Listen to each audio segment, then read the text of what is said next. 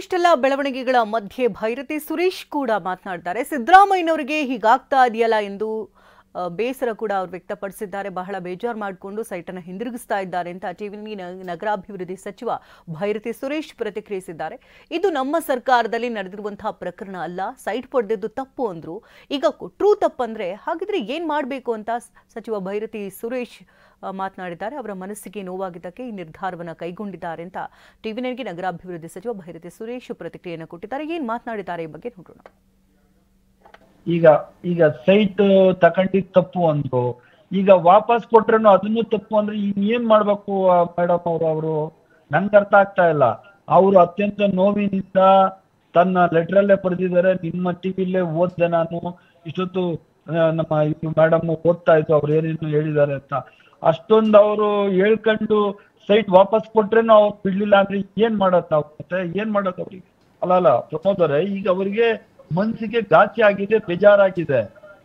ನಾನು ನನ್ನ ಸಹೋದರನಿಂದ ತಗೊಂಡಿದ್ದಂತ ಸೈಟ್ಗಳ ಬಗ್ಗೆ ಇಷ್ಟೊಂದು ಮುಖ್ಯಮಂತ್ರಿಗಳಿಗೆ ತೊಂದರೆ ಆಗ್ತಾ ಇದೆ ಅಂತ ಹೇಳಿ ಅವ್ರು ಬೇಡ ಅಂತ ಹೇಳ್ಬಿಟ್ಟು ಅದನ್ನ ತೃಣಕ್ಕೆ ಸಮ ಅಂತ ಹೇಳ್ಬಿಟ್ಟು ಒಂದು ರೋಡಕ್ಕೆ ಹೋಗಿ ವಾಪಸ್ ಕೊಟ್ಟಿರೋದನ್ನ ಏನ್ ತಪ್ಪು ಅಂತ ಯಾರ ಹೇಳಕ್ ಆಗ್ತದೆ? ನಿಮಗೂ ತಾಯಿ ಇದ್ದಾರೆ, ನನ್ಗೂ ತಾಯಿ ಇದ್ದಾರೆ. ನಾವು ಆ ತಾಯಿ ದೃಷ್ಟಿಯಿಂದ ನೋಡ್ಬೇಕು ನಾವು ಅಷ್ಟೇನೆ.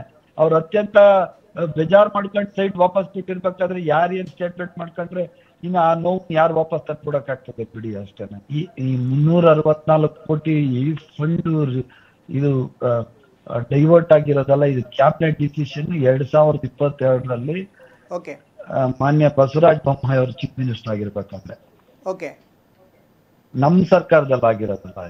ನೀವ್ ಹೇಳಿದ್ರಲ್ಲ 364 ಕೋಟಿ ಫಂಡ್ ಡೈವರ್ಷನ್ ಅಂತ.